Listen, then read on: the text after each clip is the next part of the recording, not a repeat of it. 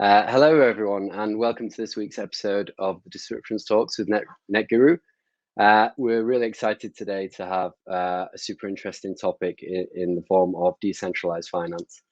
And I like to usually open these shows with a little bit of a fact on the topic. So essentially, decentralized finance now has captured just over 5% of the crypto space.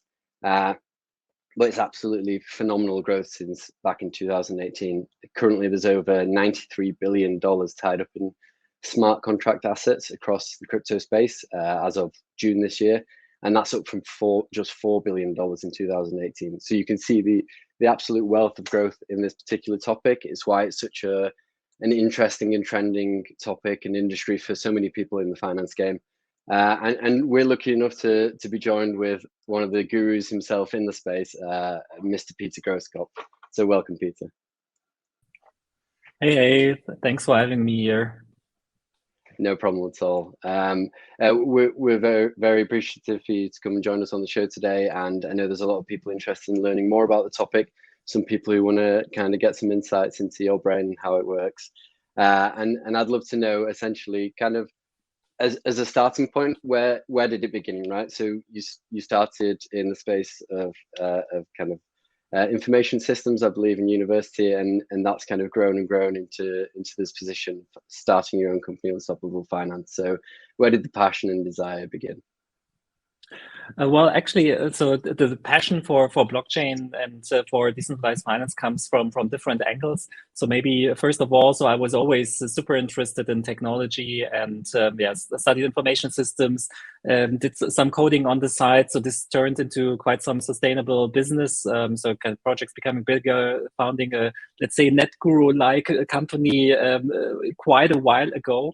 And 8 years ago, I came to Berlin after I decided that I wanted to move on, do something else, and also sold my old company shares to really start over again. And luckily, it happened that so while I was working as a CTO at a company builder, that company builder decided to move into fintech space. So it was Hitfox Group and FinLeap. So this was my start in the finance world. While building prototypes for startups for FinLeap, there was also creation of Solaris Bank. So Solaris Bank was founded and was looking for a CTO, and I was lucky to join, which then brought me into banking. And banking and decentralized finance is already pretty close to each other. So back in the days, in 2017, the beginning, when the first blockchain hype happened, I also asked myself, like, okay, so we're founding a bank here and building a lot of infrastructure for fintechs. So are we actually doing this for nothing when now people are able to become their own bank just by keeping kind of their funds in their own pocket and managing themselves? So I started to wrap my head around so what's actually going on, what's also the opportunities for banks and for regulated companies. And the model that I created back in the day, so I called it the 5 pillars of banking. So which meant kind of like all the different services that you can get from a bank, so that I predicted for myself and for the board members that very likely many functions of a bank will move on blockchain infrastructure. So like making transactions, also international money remittance, getting loans on from smart contracts, also investing. And so this was kind of for me the first touch point, really thinking about like, okay, how could this new technological development actually change the traditional finance system a lot? So that was my first angle. And the other one goes back quite a long time, because in 2007 I wrote my master thesis actually on a topic that I brought up to university, which was called social network portability, and it was about the idea kind of 2007. So there have been a few social networks out there that all collected my data, and you repetitively had to enter kind of your profile data at friends on the social networks and so on. And I thought about like, okay, it was the first steps of data portability with OpenID OAuth and these standards being developed. So I thought like, okay, how can I actually build up something like a like a decentralized identity on the web, where all these services can kind of get the data from, and so that I have more control over my data and that I can move into different platforms simultaneously and grant access to my data and also revoke it.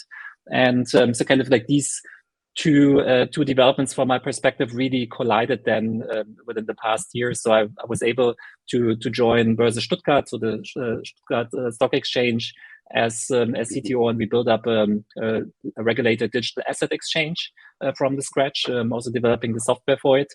And so which runs pretty well, and which also runs pretty smoothly.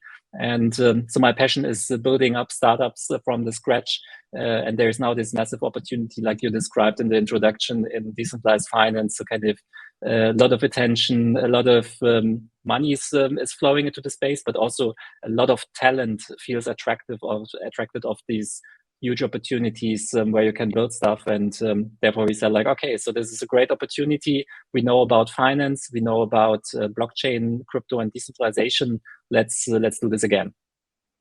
Yeah, definitely. I think I think over your past 10, 15 years, there seems to be this like habitual nature of being able to grow companies beyond the kind of what you'd consider the dangerous period of potentially failing in the early stages and creating like successful businesses. Do you see any kind of recurring pattern that's like made the past ventures that you've been a part of a success?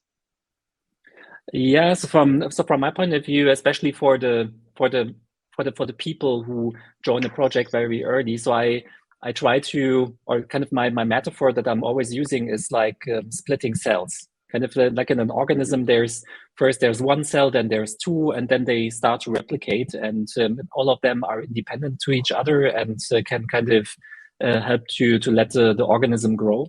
And so I think this is a very nice metaphor that you can also compare to building a company, because so when you are kind of the first person, or maybe one of the 1, 2, 3 first persons, you kind of have the idea, and the idea is kind of the DNA of this first cell, and you then kind of like do the first steps in starting the replication. So which means getting further people into the team, motivate them, kind of fill them with this DNA and with this idea and with this spark. And so I kind of became really extreme in my approach. I would say that I'm a big fan of really distributing work and splitting work and also kind of decision power. So especially in my early teams, there's many people who join who get a lot of responsibility, so that they can also kind of give the project also a bit of their painting and a little bit of their style. So because in the end, people who join a very early stage company are also pretty entrepreneurial, and for me, it's really important that these people get this feeling like, okay, so we can build something together here.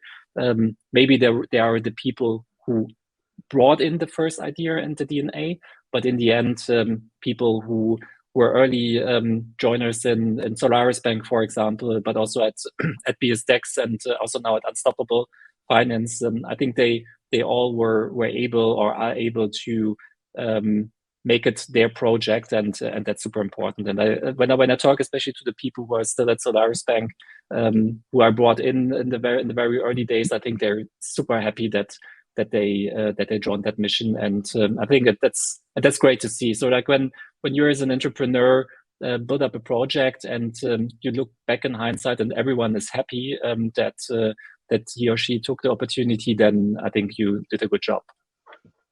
Definitely, because there's always that risk, right? Joining an early stage startup, but I guess it's met from your side with this kind of confidence of responsibility within the platform and within the building of the project, and then also this kind of, like you say, passing on the DNA of and wanting the desire for the success of the company as well. Would you say they're the top two things to take away? Yeah, definitely. So because I think if the people are able to also run themselves and bring in their own ideas, they usually also are more motivated. And in the end, it's not. So of course, I have a lot of ideas also how some things could be built, but in most of the situations, it's not really relevant that everything is really happening exactly how I want it. Yeah. So there's always like 10, 15 centimeters or maybe even meters or kilometers left and right space for still navigating in the direction that I think is the right one. And just letting people the space just like to move a little bit in the direction that that they think it's right, I think still brings us to the, let's say, overall goal and to the fulfillment of that overall goal, and kind of taking yourself a little bit back in these decisions, and let the people also decide something. Really, from my perspective, brings you faster to reaching and fulfilling the goal. For sure.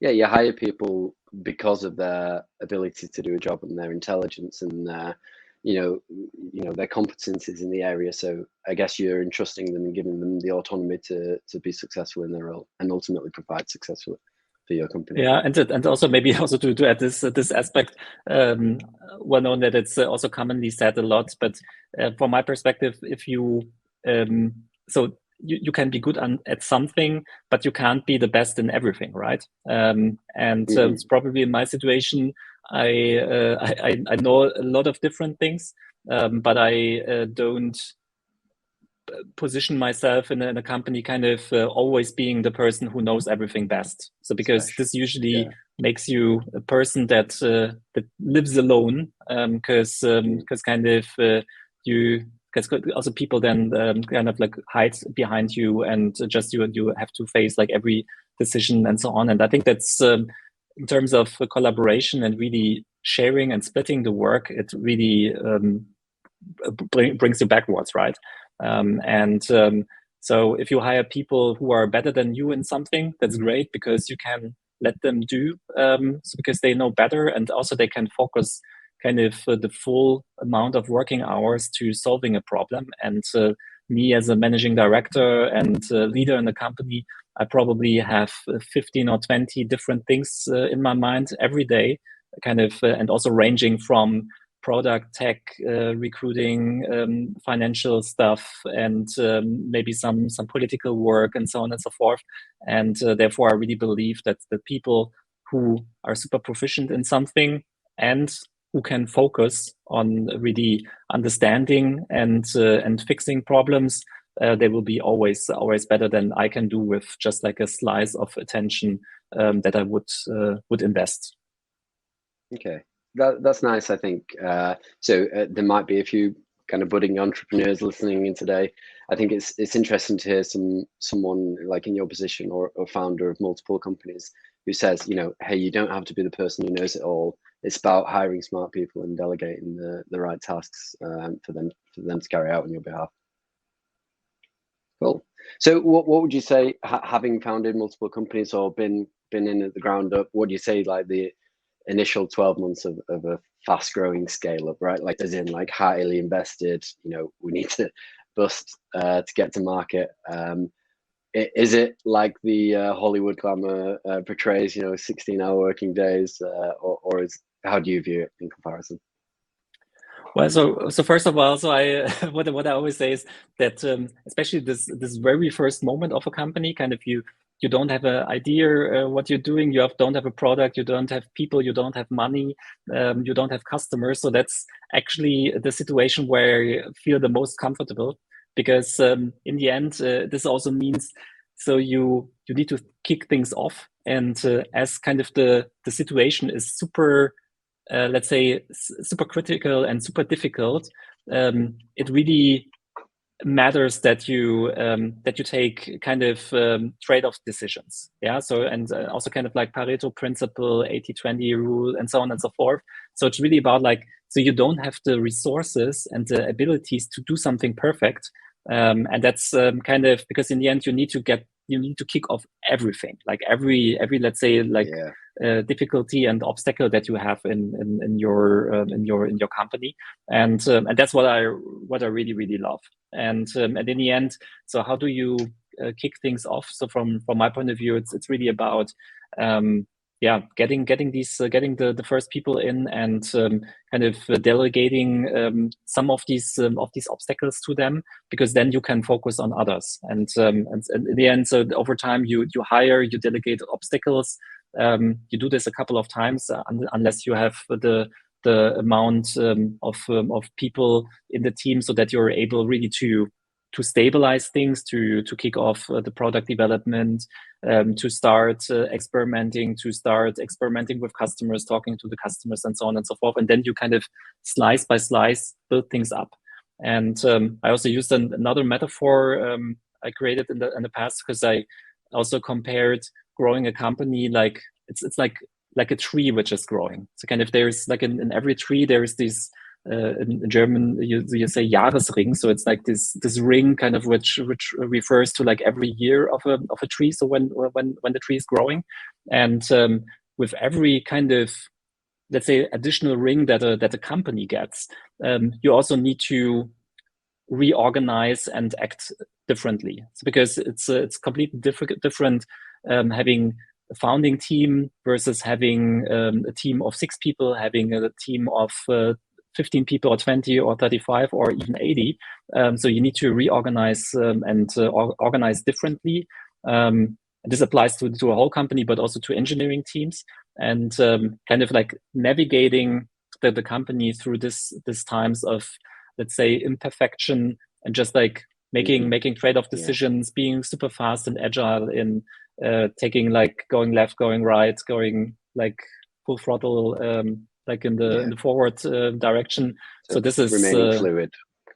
Yeah, and in the end, kind of this first year of a company usually also passes very quickly, because there's so much micro actions that you do to navigate, like from kind of like the starting point to already like to the open seas, and that's big fun. Nice.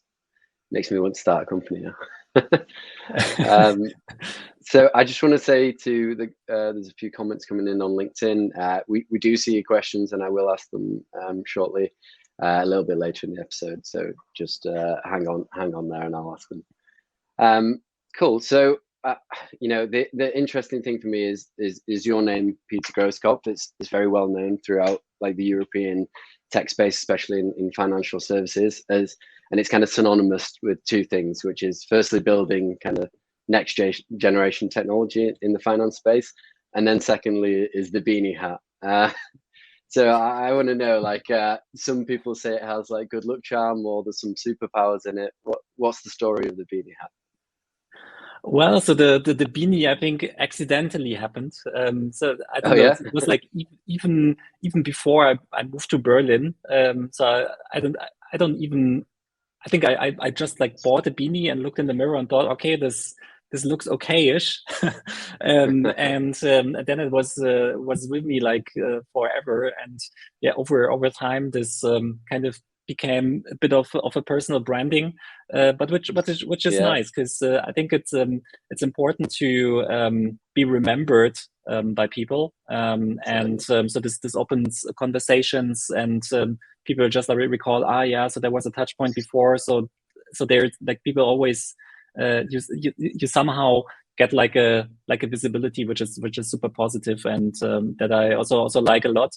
On the other side, so when I want to be invisible and not recognized, even it's like walking through a company building or something, when I take off my hat, then suddenly like people don't recognize me so quickly. So I compared it back in the days with this cloak of Harry Potter that makes him invisible. So when I take off my hat, I'm kind of invisible, and that's also a nice superpower of the hat. So it's like the reverse of a celebrity who goes with the hood up and the hat on. You take the hat off and no one recognizes. Yeah. So but maybe also, so because you introduced me as a guru and celebrity and so on and so forth. So I actually don't feel that I don't know. So I actually don't like it that much, because I just think that I do stuff. Yeah. So I do stuff my whole entrepreneurial life, and like in technology, and somehow I don't know, forces pull me into certain business areas or technologies and so on and so forth, and I continue to do stuff. And I'm super happy when this matters to people. So kind of when they think like, okay, wow. So this inspired me. So I'm also now jumping into blockchain, and there's like a lot of people back in like 2017 that are inspired, also going into that space, and also like, I don't know, using Ruby back like a very long time ago as a programming language and so on. And it's just like, I don't know, I do stuff, and if people like it, that's great. If they don't like it, well, okay, so it's also no drama. But apparently, it happened that people like it, and that I can actually help to push forward for everyone. Well, yeah, actions are what will always be remembered by, our actions. Cool. So I've got a question actually from the audience. I wonder if moderators could pop it on the screen, from Michael Struzik. I hope I pronounced that correctly. And it says, hi, Peter. Based on your experience, how keen are regulators to get up to the newest technologies and incorporate them in the current market standing? Yeah, well, so regulators and new technology, that's always like a I think a difficult relationship.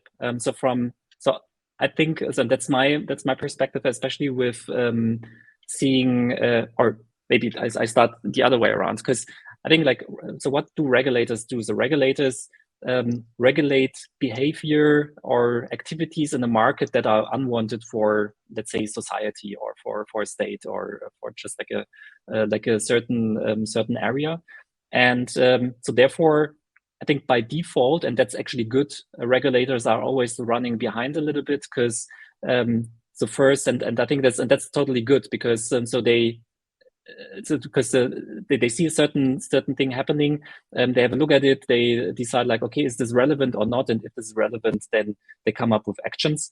If they would do the opposite, kind of putting rules before kind of developments happen, I think this would constrain people working in technology and entrepreneurs too much, and therefore also looking at let's say financial regulation. So this always has been reactive, and that's a great feature of regulation.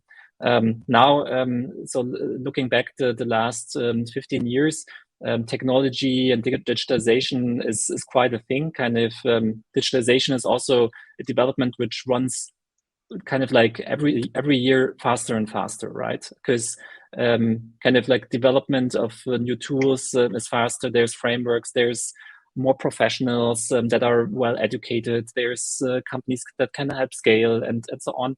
So it's so this whole infrastructure leads into faster developments, and therefore the faster the developments are, the more difficult it is to follow them. And from my perspective, and also now when I'm getting in contact with regulators, with politicians, and so on, I'm really trying to explain it in a very neutral way, because so I don't like lobbyism, because lobbyism for me is like a word that implies that kind of a certain opinion is kind of inserted into the political system.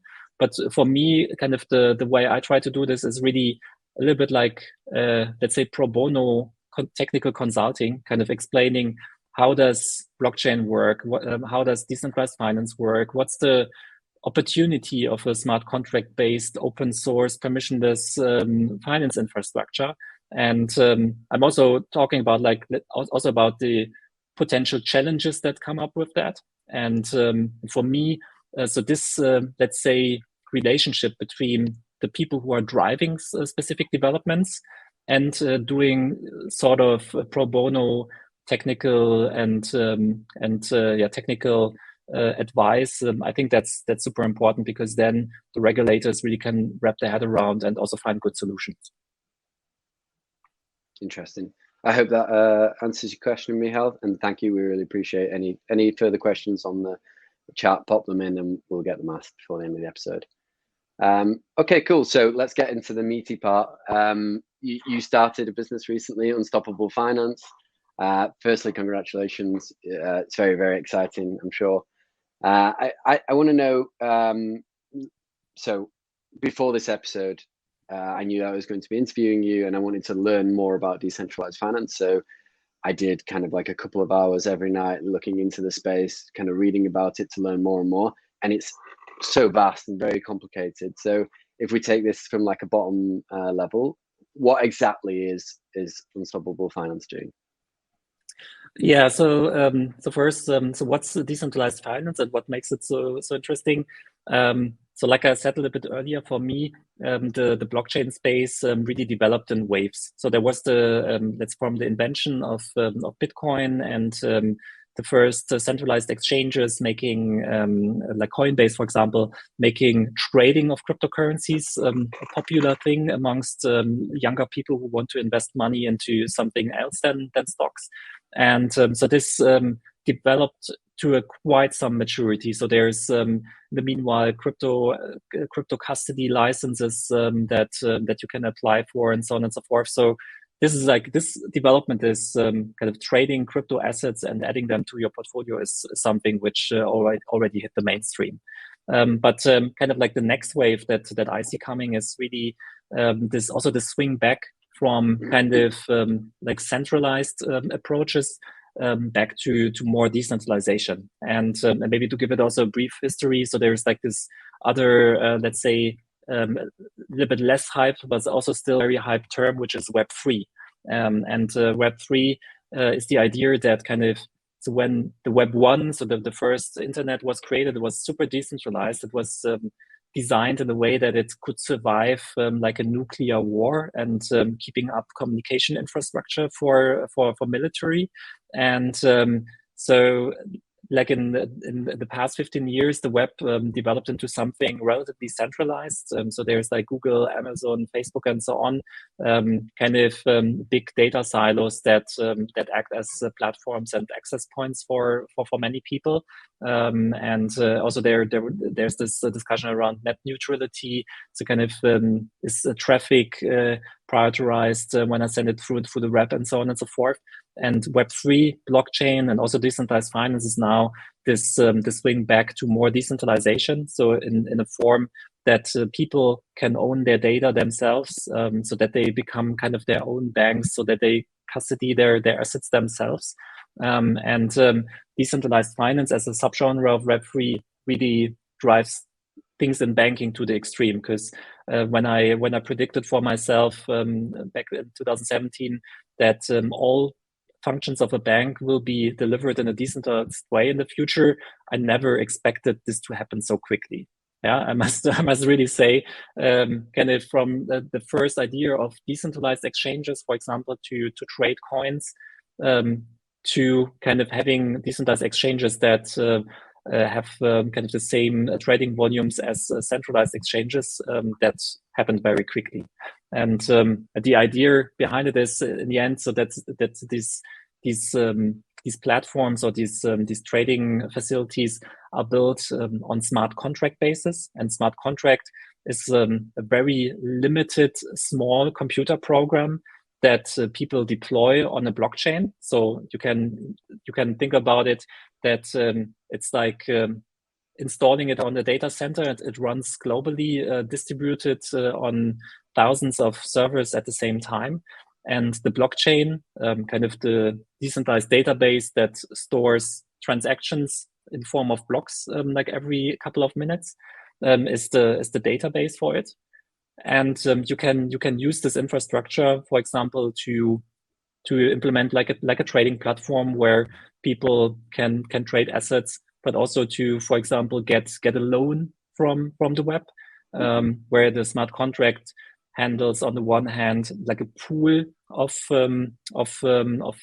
funds that people pay into this pool to earn an interest rate, and on the other side, there's the smart contract that handles kind of getting a digital collateral, so like a Bitcoin or some cryptocurrency, which can be liquidated if the price falls too quickly.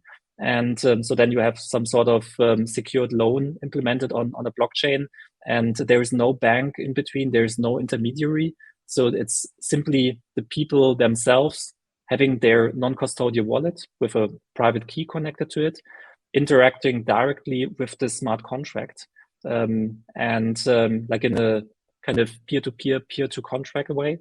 And so this has a lot of opportunities. Probably we'll talk about this later. And kind of to make this development very easy to the users. That's the core idea of Unstoppable Finance, because when people install non-custodial or self-custody wallets, then they somehow still feel like studying computer science, because there's so much crypto lingo around, and what's a hash, what's a private key, and what responsibility do I actually take when doing my own custody.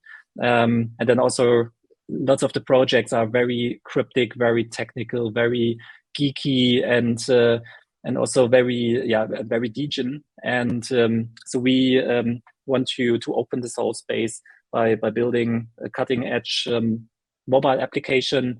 We have a great designer on board who was working with Trade Republic for the first 2 years on making designs for it. And so we want to make the space accessible so that people are able to use decentralized finance and getting interest rates from the web and so on and so forth.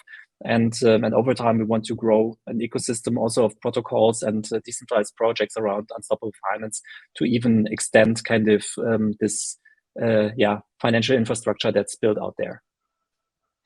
I think that's really interesting. I would bet that if you ask anyone who is interested in investing in crypto or anything to do with decentralized finance, what their kind of reservations about it were, I think it would be about not understanding it properly and it being too complex. So this is really nice that you're adding almost this like layer to the platform to convert it and make it more accessible for kind of everyday investors or everyday users of decentralized finance. Yeah, like that. Exactly. And I always compare it with with this guy here. So that's like a portemonnaie, so you have your money in there, you have your cards in there. So if you go to a shop and you pull your card and you trigger a payment, that's done from this wallet. If you want to do like a peer-to-peer money transaction and give 20 euro to somebody else, you do this, and you do this in a private way. In the end, so what we build is kind of the digital representation of that. And blockchain infrastructure and decentralized finance is kind of the transactional layer that enables me to transact in a digital way and also still in a pseudonymous way, and transact value from one person to another, or interact with a shop. And and it's like fully standardized and open. And therefore, we definitely also see a lot of opportunity that these digital wallets can become kind of the platform for many other services. Like so there's projects around decentralized identity happening even on the governmental level in the European Union. So in the end, it's the optimal technical infrastructure really to build an open, interconnected digital ecosystem that then also contains kind of like financial use cases, identity, but probably almost anything you can do in the digital life in the future. Makes sense. I have a question actually that's related to that, but there's also another question in the comments that I think is quite related. And it's from one of our senior innovation consultants, actually, Netguru Christoph. And he says, in your opinion, what needs to happen in order for cryptocurrencies to become commonly used as payment means rather than just kind of investment as it currently stands? Yeah, so cryptocurrencies have been invented for digital payments. So think back to the Bitcoin white paper. It was not the idea to build digital representation of gold that people buy and hold. So it was meant as a transactional system for payments. In the end, for that purpose, it didn't succeed. But simply also because kind of this white paper and kicking off this project is so revolutionary. So I think that I don't know, 80% of the promises of the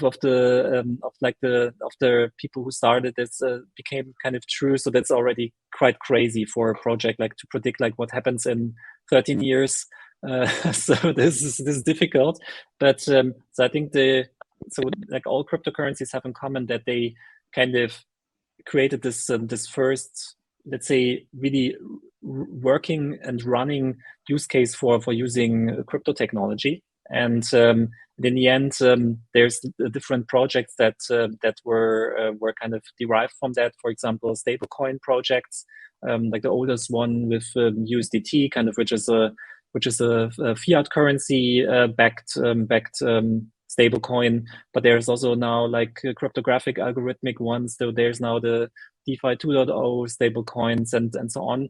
And I think this is like a different category. So that you that we see this development of kind of some cryptocurrencies and some other artifacts on the blockchain are developing into the, let's say, digital assets space, so that people buy this and hope to that it has a positive effect on their investment portfolio. And I would also count NFTs and what other digital rights also to this category. So people do this for investment.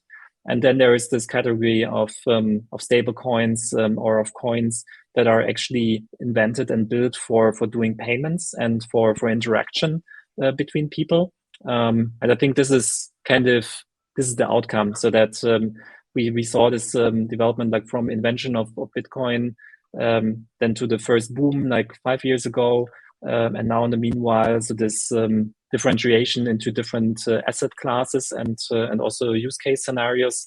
And therefore, I would say like for the day-to-day transactions, that's definitely the stable coins that make a difference here.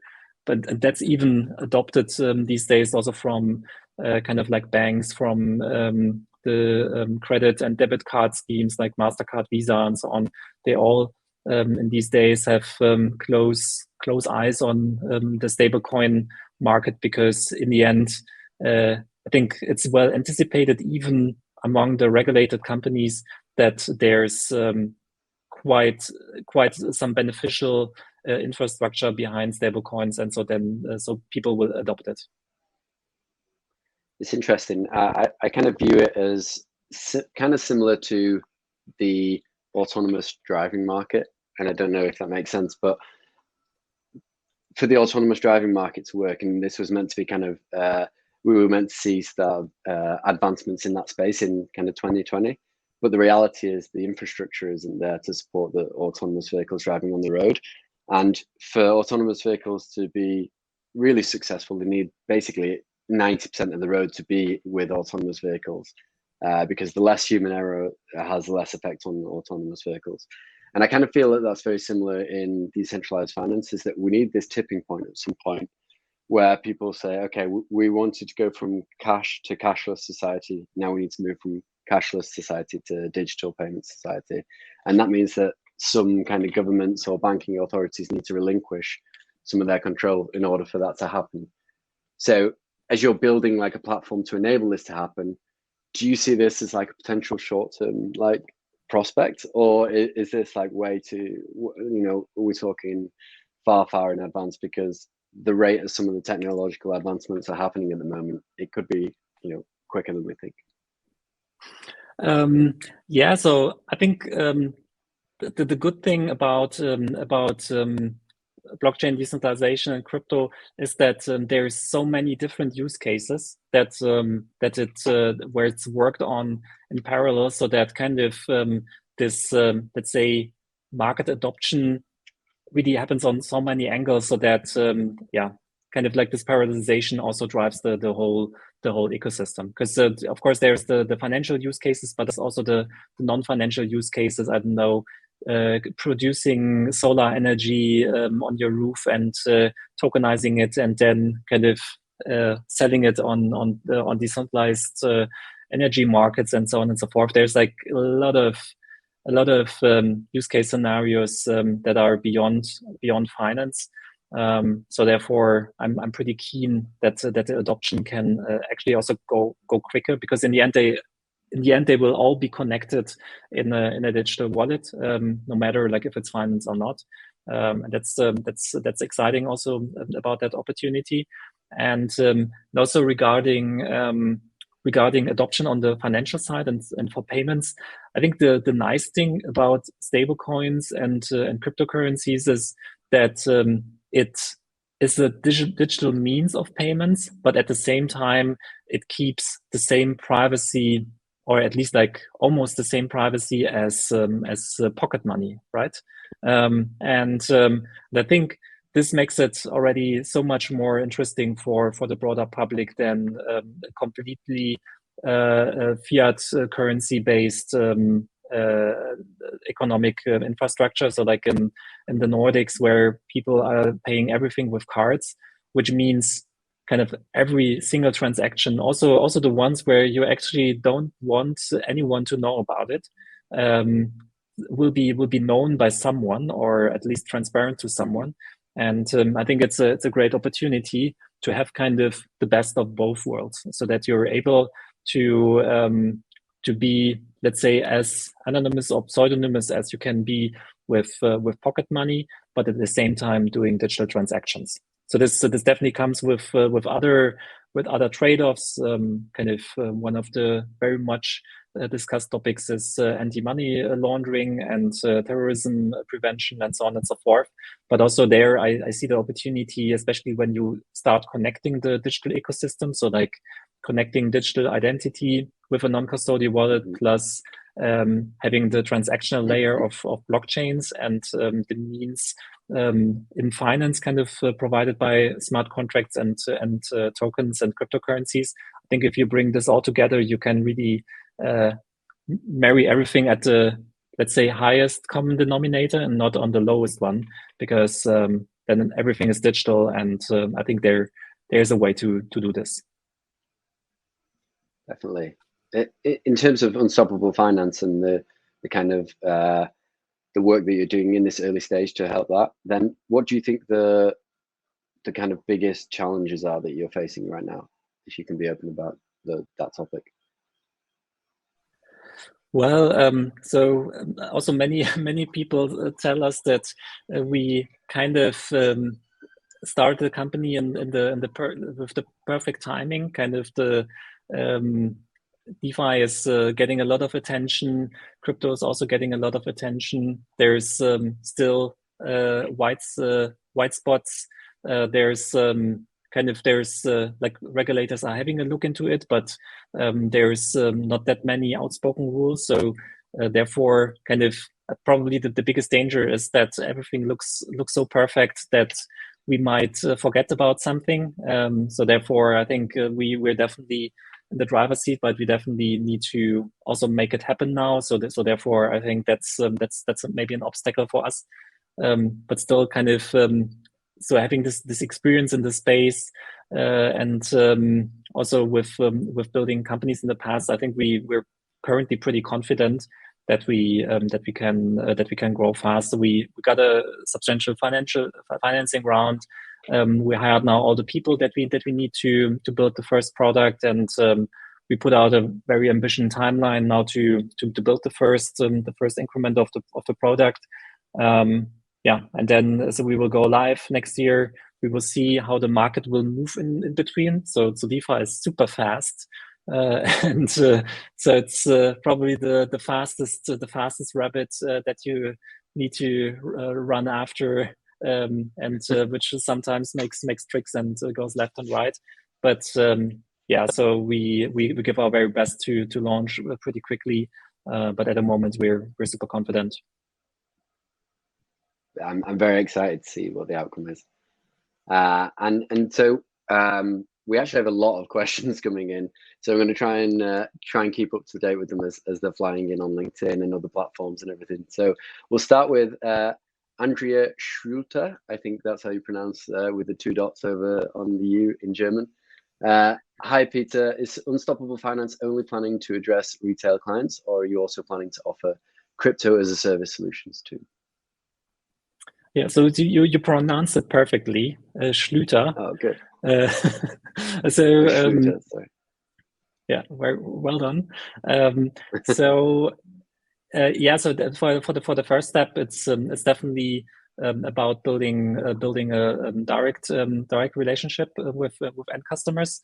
So I'm careful while saying this, because in the end, like, decentralized means it's as decentralized as my portemonnaie here. So in the end, so we like in the decentralized world, you don't really own a customer relationship because you have no centralized server where you have a login or whatever. So it's in the end we're providing that tool for people to access this whole new world of DeFi, and that's kind of our login that we create, so that people, where we will be the window for millions of people in the future to tap into this whole space, and maybe even then on the long run move beyond finance and using such a digital product.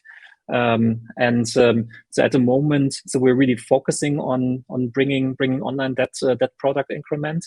What else will kind of come afterwards? It's very difficult to say because we really focus, but it's yeah. So it's I think it could happen that we could also partner and help other companies also to move into the space, especially when we develop a really comprehensive technology. But that's at the moment at least not the plan because we focus on the go live.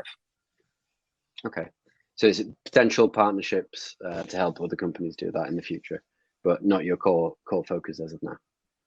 Yeah, so that's so a little bit earlier I said kind of like an ecosystem of protocols and decentralized projects that will be associated around unstoppable finance. And I think the biggest mistake that you can do as an entrepreneur is really defocusing and doing too much at the same time. Because in the end, so I always say like, okay, so your brain can only think about one thing at the same time. It's single threaded. Yeah, so it's like a single threaded computer processor, and therefore kind of like assuming that that you like at the same time axis can do things twice is just not happening. So it's physically not possible, and therefore I just said like, okay, so if we have like, if we develop assets that could be leveraged somewhere else, and where some others could take it further, or I don't know, we develop a slice of a protocol that others use, and vice versa, and this all together becomes bigger than like each of the parts.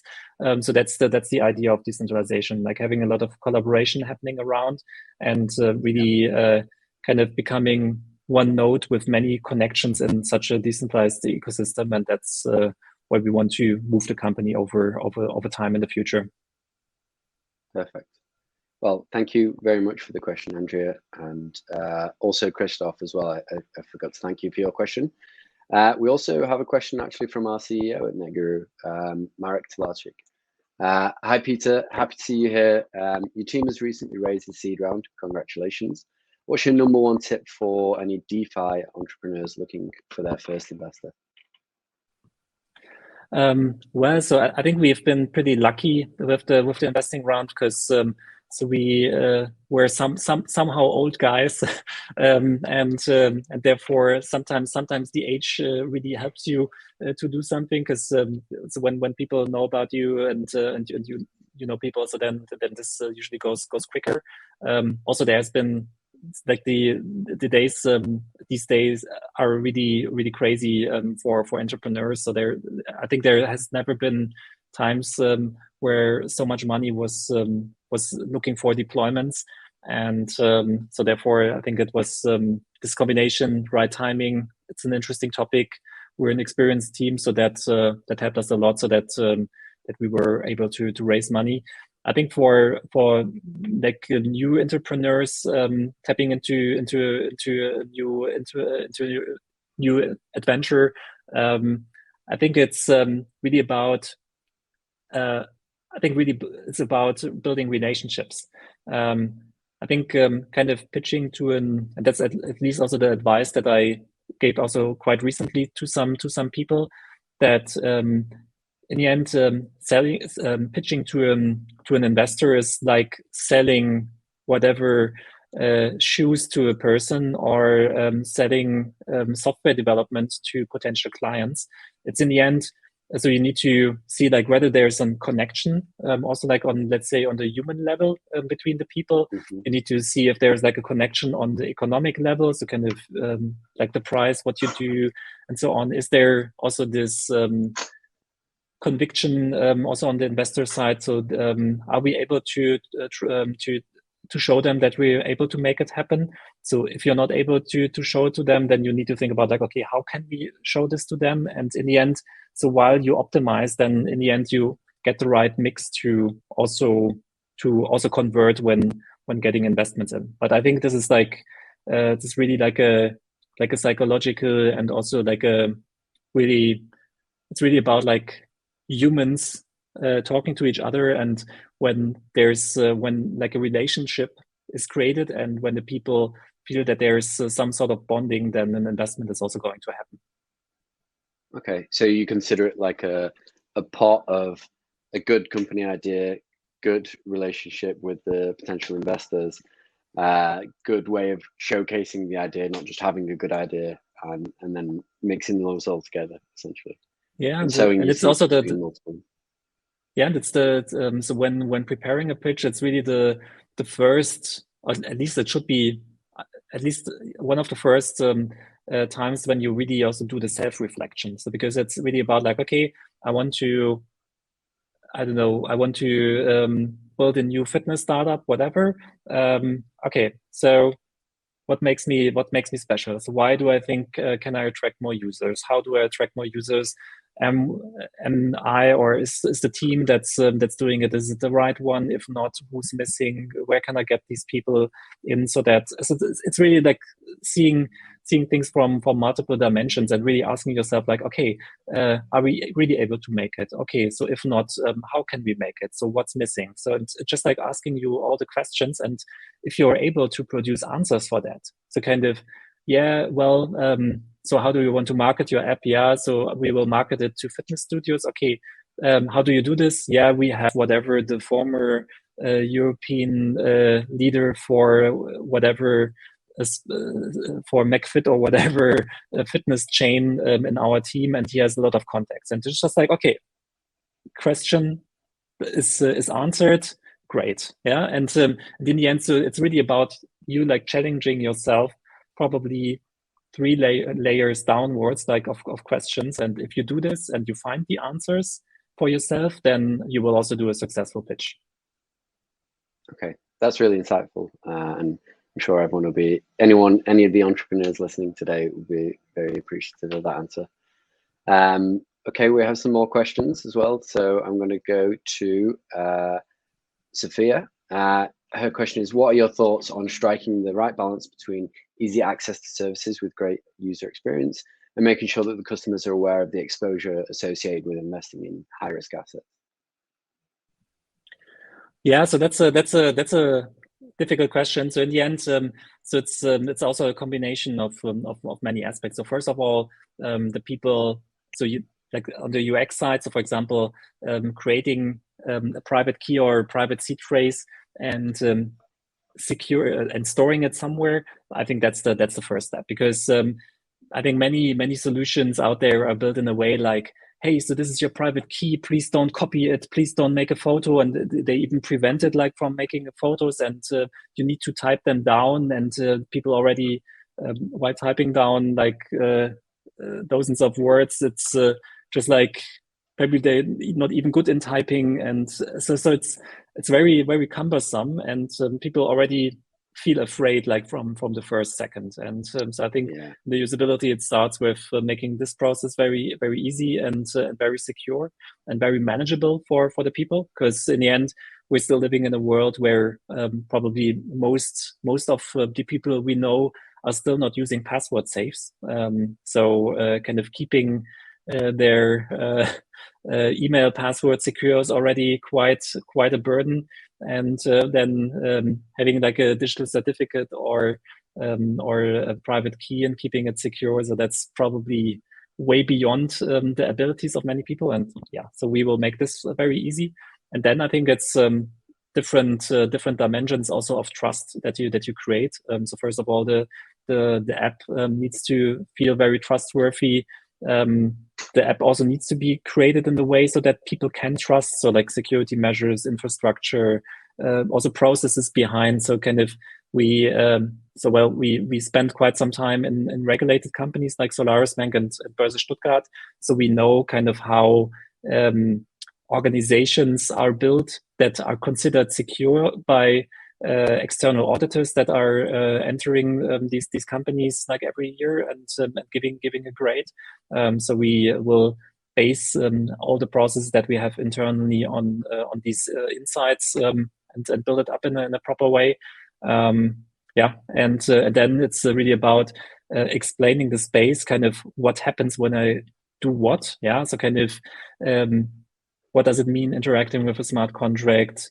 What's so good about it? What's the potential risks? And I think the whole space will get a lot of gain when this education, how this works, and kind of also how the risks are shifting, like to other risks. So once this is understood and the people really understand, like, okay, yeah, so like when I do something with money, there's always risks. There's also risks when I do this with a bank, but kind of the risks start to differ from each other, and I need to understand that. Yeah, I think the smart contracts, particularly, they're written, right? For those who are unaware, they're pieces of code that are written by groups of people. What protects them from, like, for example, something as minor as like software bugs? Yeah. Well, so with maybe also like in relation to this question, to this previous question. So the thing with smart contracts is that well, it's like I said, it's very limited programming. So of course it's Turing complete, which means you can build everything with it, but still as every method call, every resource that I use, kind of like every millisecond of computation costs fees, kind of like network fees and gas fees. So therefore, people really try to minimize and try to write really just almost the necessary amount of lines of code and to keep it as small as possible.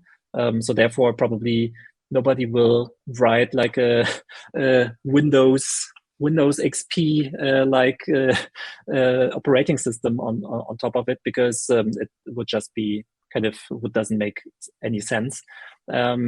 Yeah, so these programs are very small, and once they are deployed to a blockchain, so kind of once they're installed, they run there forever. So kind of the idea of a blockchain is that you can't change the transactions that happened kind of some time ago. So once something is written into a blockchain, it will stay there forever. And so this has a tremendous effect on the development, because kind of when, let's say, the tradition, or let's say even the modern way of doing software development anticipated continuous deployment and continuous integration and all these ideas of shipping small sizes of product increments, like almost many times on a daily basis.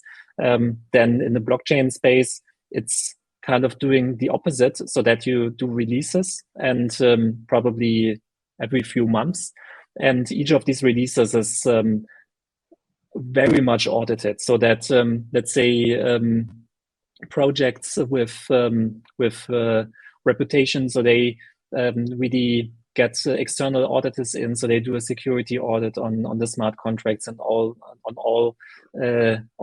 facets of this decentralized application. And so the release only happens when the auditors gave their go and everything is really secure. Because yeah, so but if you see the hacks that happened in the decentralized finance space or in the blockchain space, most of them happened because there were like silly mistakes that usually would have eaten by a framework that you could use. But also if the testing was not properly, you deploy it, then you can't change it that easily, and then there's an exploit, and then also funds get lost kind of forever, because they're not reversible. So there's no intermediary that can kind of book things back. But yeah, so therefore, kind of also to really to generate trust and to make things as unrisky as possible for people and for customers, it's super important to build even more of these audit infrastructures. So companies who focus on doing security audits and really giving a proof, like, okay, so we can consider the smart contract as being secure and well written, so that it will work how it should. And once this happens like even more than today with the projects, then I think there's kind of like the risks that remain for the people become quite small, because so there's the potential risk that the developers behind the smart contract might do some actions that are not wanted, but there's also mechanisms around that to prevent that. And then there's the potential, let's say, user error that happens. So somebody is losing the private key or doing something wrongly, but that's then about the interfaces and apps like us to prevent that from happening.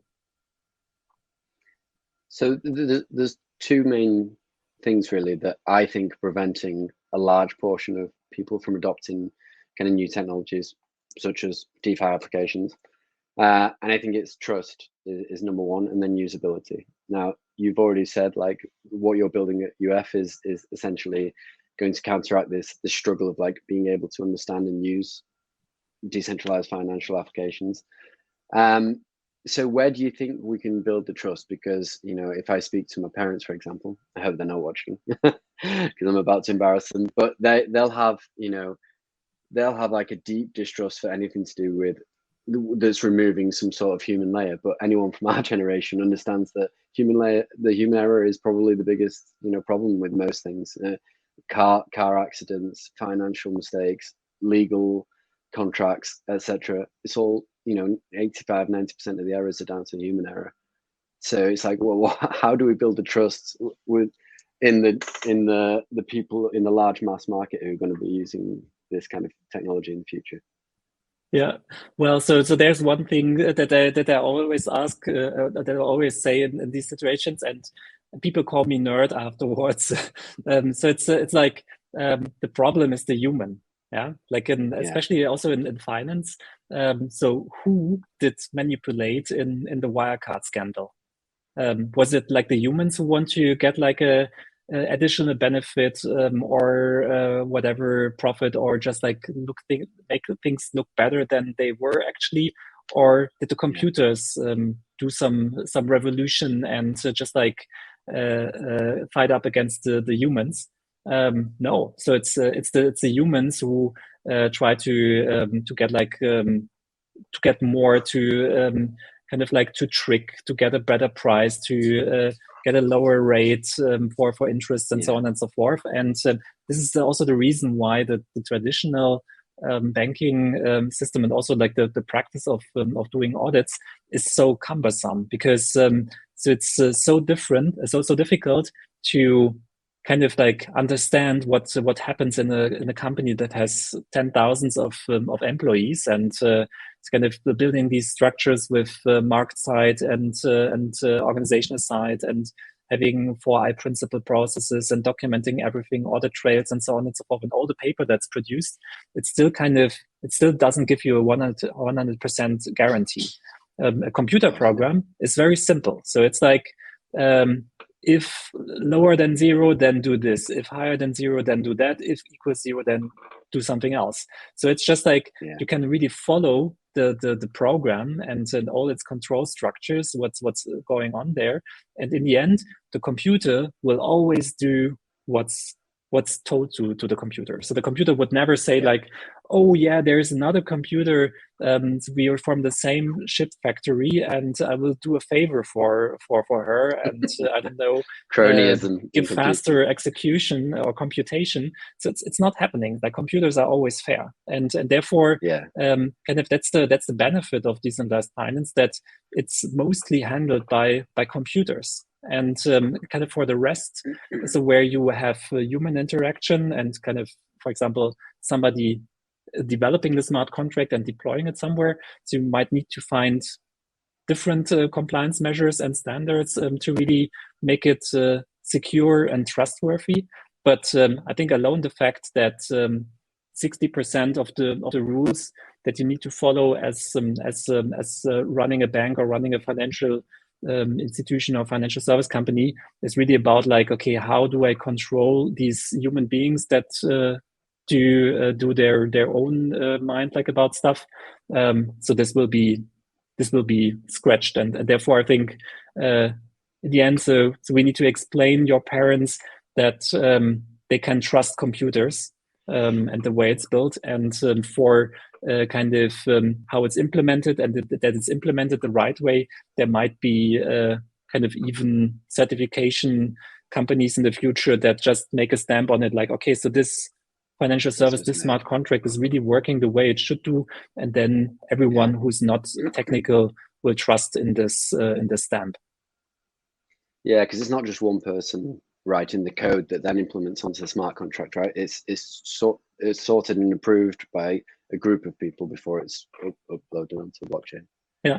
But the nice thing is that you, in the end, you evaluate the result, right? So once kind of like a group of people does something, and then it gets kind of submitted to the main chain, and in this moment you can have a look at it and say like, okay, so this is all working fine, this is doing what it should, and so on and so forth, and then it gets deployed there, and then you can trust it. And so I think this is the beauty of it, so that it's open source, it's permissionless, so people can really make up their mind from the external, and the people who are not technical will be able to trust people who kind of make up their mind for them and show it to them.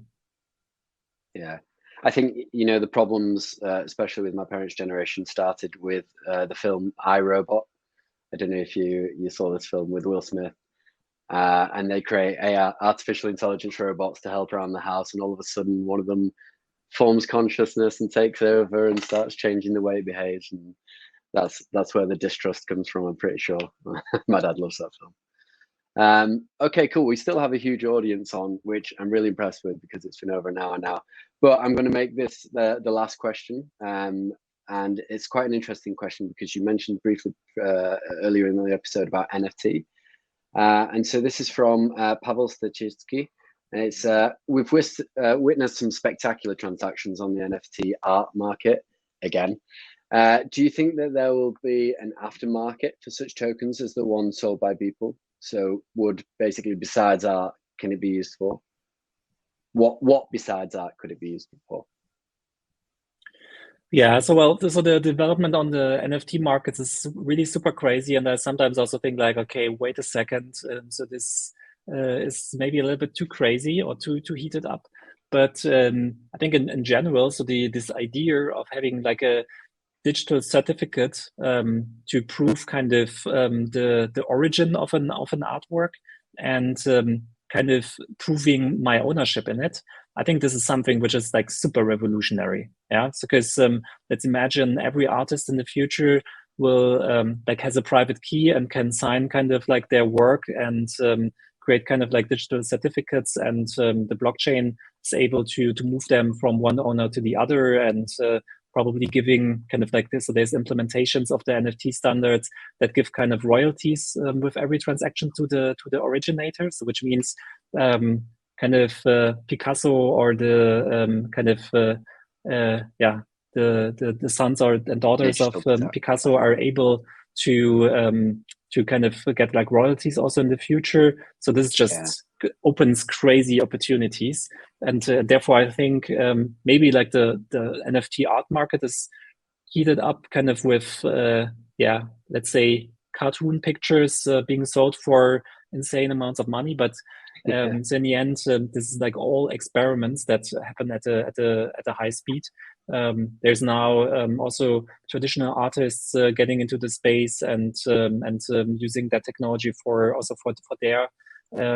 their work. I think this is super great to see, and maybe moving like beyond art for NFTs.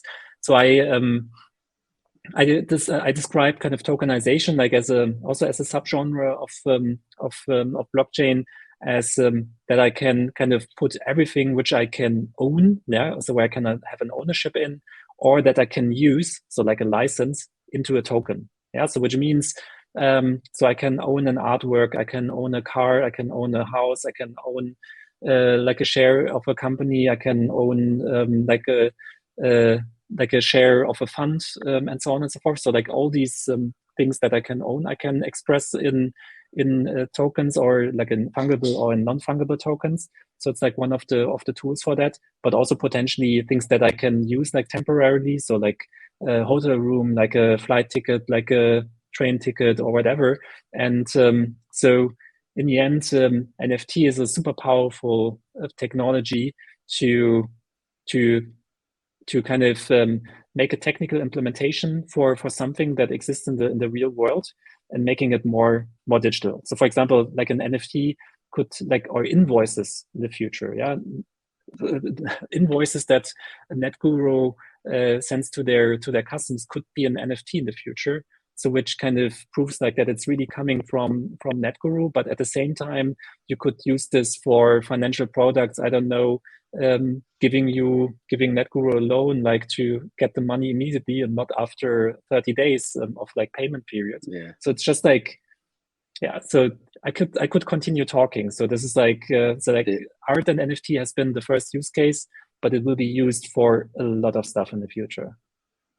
So you think digital signatures could be essentially on parallel to working with any kind of digital financial applications, right? Yeah, especially exactly. in a layer to prevent fraud as well. Yeah, it's really interesting. At the same time, so yeah. So if Netguru originates an invoice and signs it with a digital signature, with the private key, you can already prove that this invoice is really coming from Netguru, not from a fraudulent person. Yeah. And so it's so you could do this today in the afternoon. Interesting. Well, maybe the CFO is watching, and she can consider that for the future. I could honestly talk to you all day, Peter. It's been really, really interesting, and I can see by the amount of people still left watching, they're all finding it incredibly interesting too. We've had a really, really successful episode today. There are more questions, but I'm going to get them to. Well, I'm going to introduce them either on email or put them on a document. Maybe you can help answer in some spare time over the next couple of weeks. But we have one final question from Netguru, and this is kind of one that we finish all our episodes on.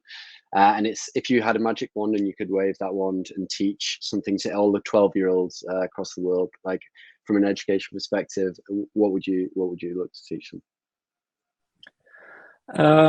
Well, so I think so I wouldn't teach a specific technology, because technology is developing so quickly. I think this you would need to ask me next year again, and I would say something different.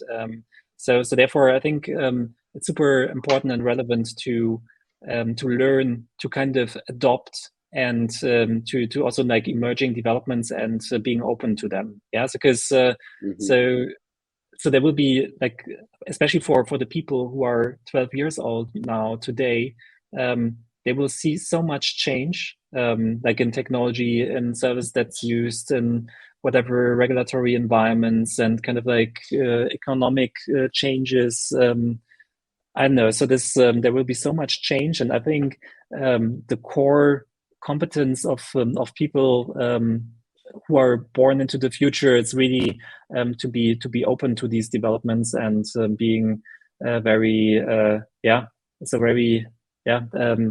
kind of so that they connect, so that they anticipate, because so there will be a lot of change coming to them, and if they can react to this will be a core strength.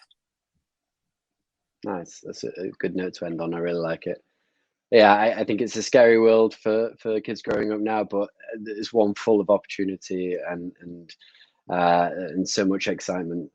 And I'm excited to see what the future holds, not just for decentralized finance, but all fintech, but just in technology in general. So there we have it. I'm going to wrap up today's episode. Peter, you've been an amazing guest. I've really, really enjoyed it. And I really appreciate every one of you that's logged on today to listen to the episode. And make sure you tune in next Tuesday for our episode with Wise as well. Thank you. Speak soon. Thank you so much.